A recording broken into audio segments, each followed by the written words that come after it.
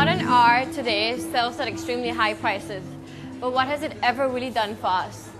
Modern art is a revolutionary art style such as Expressionism, Impressionism, and Cubism. These artworks and artistic styles has great influence on our culture, our perception, and even the way we think. The technological advances that change many aspects of our society also plays a major role in the new attitude we have towards what we call art.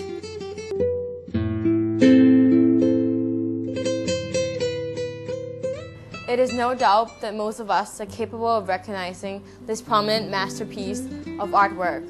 You might have seen it while walking along the streets of New York, passing by the United Nations, or along the streets of Spain, where imitations of them are sold. However, what made it famous was in fact its ranking as one of the world's greatest and the most important artwork of the 20th century. The painting is currently located in Reina Sofia Museum in Madrid, Spain, as a part of the museum's collection called The Eruption of the 20th Century, Utopias and Conflicts, which include paintings between 1900 and 1945 that addresses the problems of fascism by linking new experimental art methods and politics. The painting was created by none other than the world's most well-known and sensationally intricate artist, Pablo Picasso. Being born and raised in Spain, Picasso's art and soul remained deeply rooted in the 19th century culture of his homeland, and this played a major role in influencing the creation of the Guernica later on in his life. His revolutionary artistic accomplishments, such as the founding of the Cubist movement, brought him universally renown. In 1937, Picasso was commissioned by the Spanish Republican government to create a mural for the Spanish pavilion at the Paris International Expo World's Fair in Paris.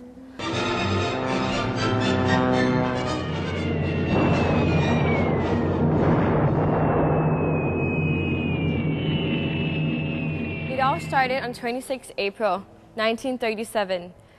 Guernica, a city in Basque Country, Spain, was bombed by Nazi Germany's and Italian's air force in the midst of the brutal Spanish Civil War.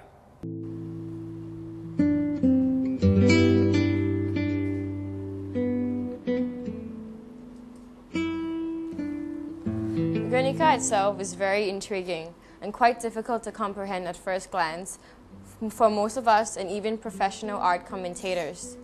This could be because of Picasso's exceptional techniques, dividing the painting into sections with hidden messages that ultimately portrays the overall message of anti-war to his audience.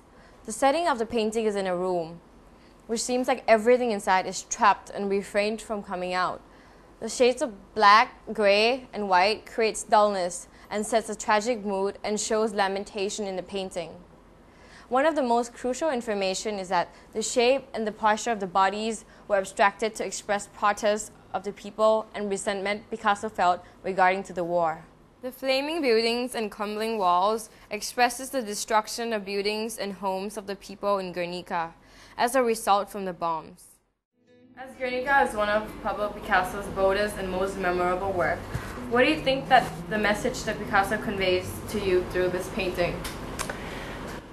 That mankind is cruel, that we make each other and innocent people suffer. There's a horse being absolutely massacred.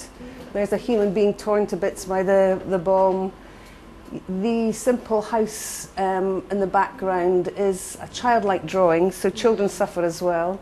So you can see all the limbs lying about. So he's obviously making a statement about man's unkindness to mankind.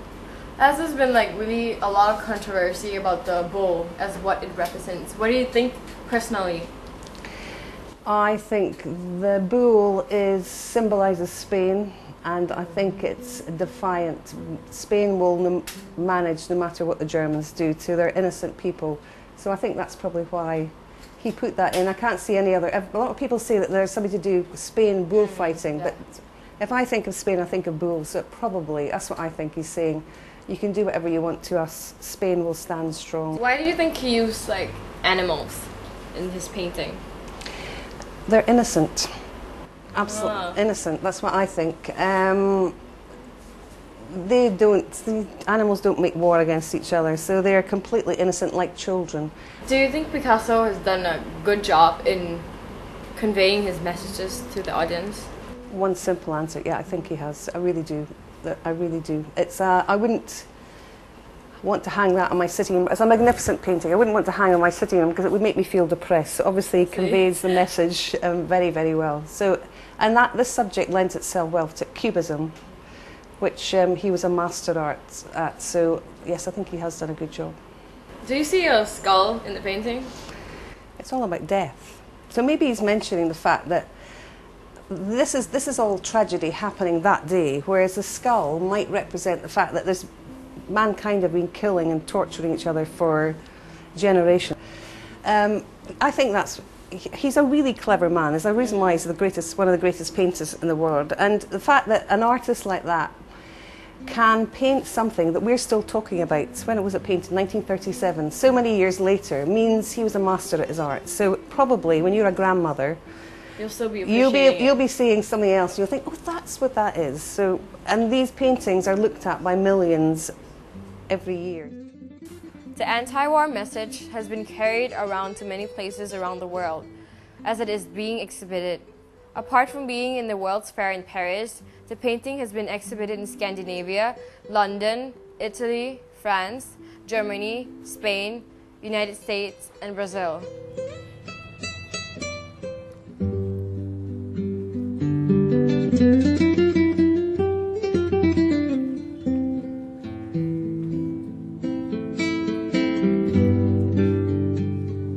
The painting of Guernica by Picasso had proven to the world that art is a source of media that can convey such strong messages to an immense population.